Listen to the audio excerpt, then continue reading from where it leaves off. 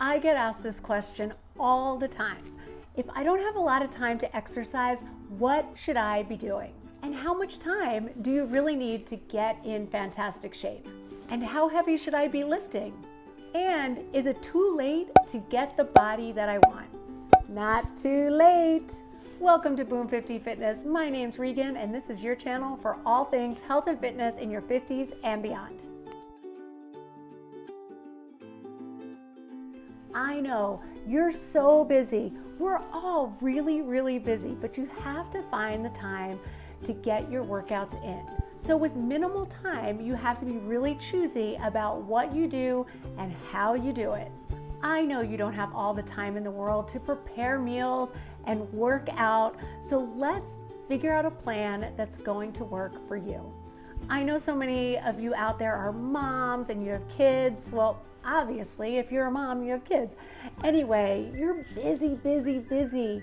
And some of you out there may have all the time in the world to work on your nutrition and your fitness. But wherever you're at, let's make a game plan that's going to work for you. And many of you out there are thinking, I have all the time in the world to stay in great shape. I'm a trainer, but I also have this YouTube channel. I'm going back to school. I have a lot going on and I don't have a lot of free time. So I usually end up having to work out in between clients. And so my saying, work smarter, not harder, is what I go by every single day. So whether you're crazy busy, or you have all the time in the world, or somewhere in between where a lot of us are, the thing you have to do is prioritize your fitness. Why am I holding this ball? I have no idea. I do get a little knot in my rhomboids, and what I'll do is put this on the floor and roll on it, but I digress. And whether or not you're trying to just get in better shape or truly transform your body, you came to the right place, because today we're going to talk about some things you can do. Now, I'm mostly talking to you ladies out there that are in your 40s and beyond. I always say 50s and beyond, but you might be in early perimenopause, so this would apply to you as well.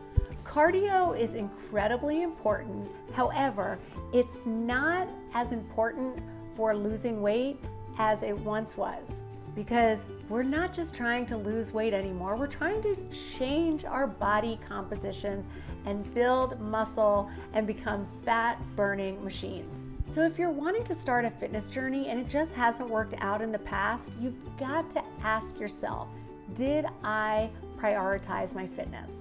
So the first step in prioritizing your fitness is simple. You've got to write it down. Either type it into your iPhone or put it in an old-fashioned calendar like I do. I will put down what body parts I am working on specific days, and I will put the exact time that I'm doing it. So you have to have a plan. And with that plan should come a backup plan. So I will always pencil in the time that I'm going to work out, what body parts I'm going to be working, when I'm gonna have a chance to go out for a walk, or even if I have to break it up into a few mini walks. But then what I also do is later in the day have a backup plan in case all of the original plan falls through, because we're busy, it happens, emergencies happen, things come up. Okay, you've written it down and now you're ready to commit to that workout. But what workout should you be doing exactly? Well, strength training is number one, and you should be strength training 3 to 4 times a week. You'll have to figure out what works for your schedule, but what I do personally is I plan for Monday and Tuesday, Thursday and Friday for strength training.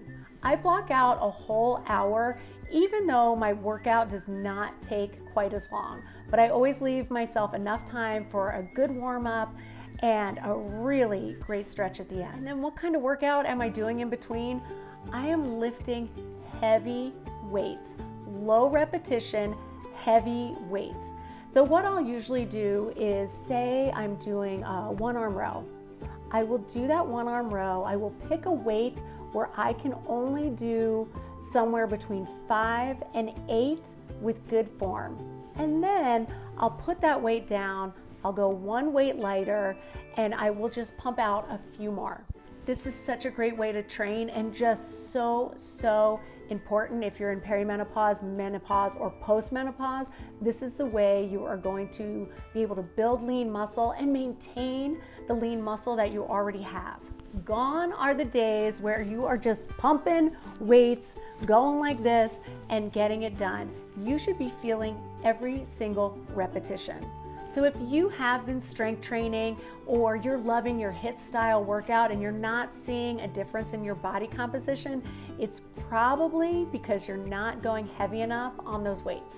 I definitely think what's going to happen if you listen to me is you're actually going to surprise yourself with the weights you can actually lift. And that is so rewarding when you go into the gym and you go for that heavier set of dumbbells and you can pump out 5 to 8 repetitions with good form when you didn't even realize that you could do it.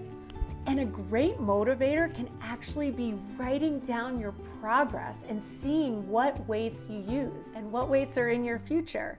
Now remember, some days you're going to be stronger than other days. So following a program that says an exact amount of reps and weights is probably not going to work, because every day is going to be a little bit different. And I know it's hard to shift your mindset from your 12 to 15 repetitions to 5 to 8 repetitions, but you can do it. And really, you have to pick that weight where it's really, really difficult. If you are able to set up an appointment with a personal trainer to go over proper form, if you're new to strength training, that would be a great idea.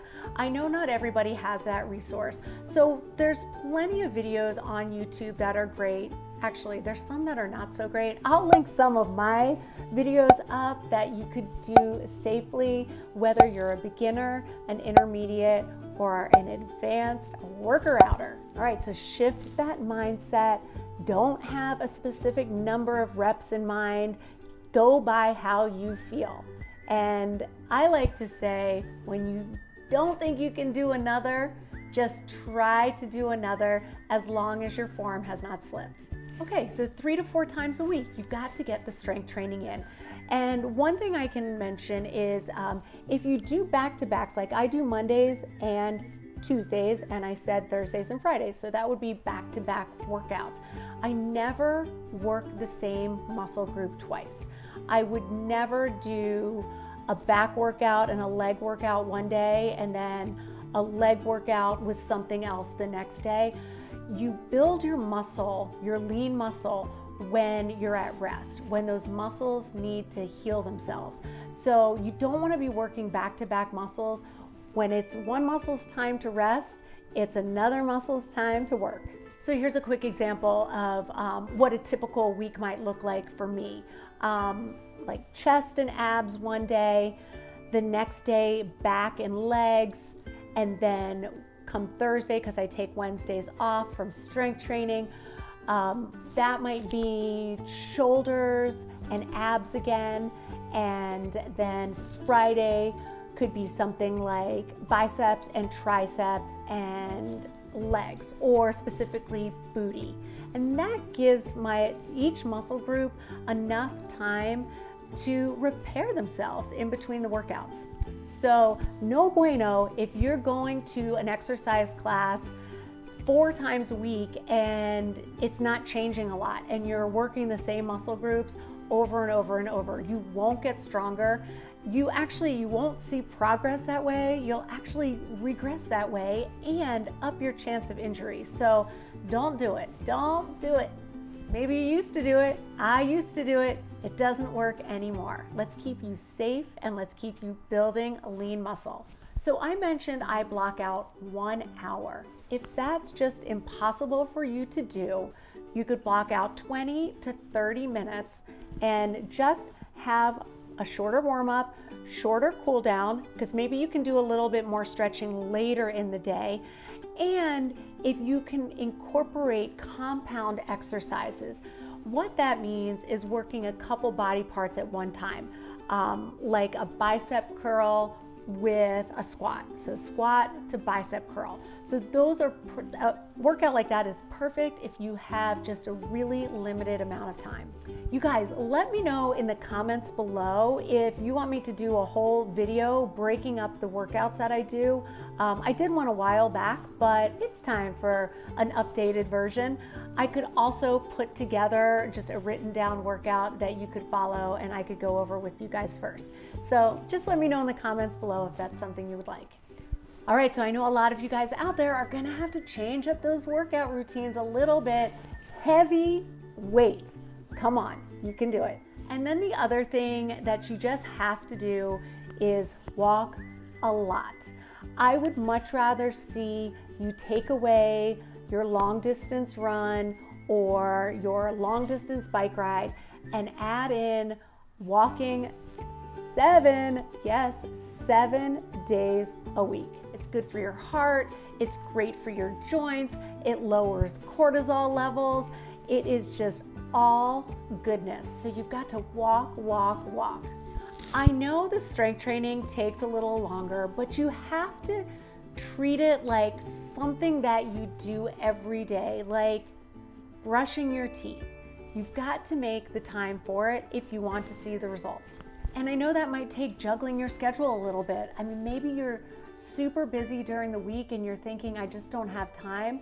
Well, maybe you work on the weekends just a little bit so that it leaves time to work out. I know that's something that might be hard to wrap your brain around, but you have to make the time and make the commitment if you want to change your body composition. So if you stay on track and you have your plan and then also your backup plan and you don't make any excuses, you will form a habit, and that's what we really, really want. Forming a habit so that if you don't do it, something feels really off. You've just got to get it done. You make no excuses, you get the job done. And say there is a day where the initial plan doesn't work and the backup plan doesn't work. Don't throw in the towel. Maybe just push everything back by a day because things happen and get back on track the next day. So with that being said, I just don't want you to beat yourself up if for some reason there's an emergency or something comes up and you just can't get your strength training in that day, or your walk for that matter. So one thing that will happen if you turn this into a positive habit is you'll think about it all the time. You'll start thinking about ways to get more steps in or fun exercises to just mix up your routine the next day. You'll be thinking like a true fitness professional because this is what we do all the time. I am thinking fitness all the time and how I can make things more fun for you, but also how I can mix things up for me so that I get the results that I want. Because no matter what, I'm in pretty good shape now, but I always have goals and I will continue to have goals into my 80s and hopefully 90s.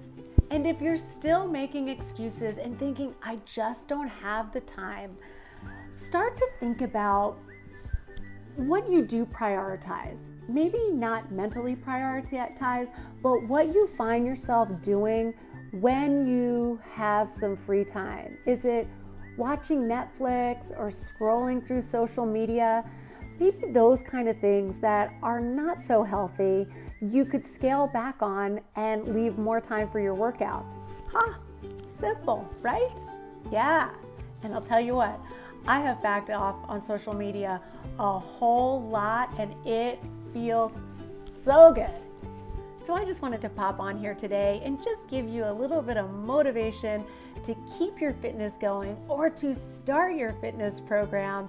And it doesn't have to be grueling, but you gotta get it done.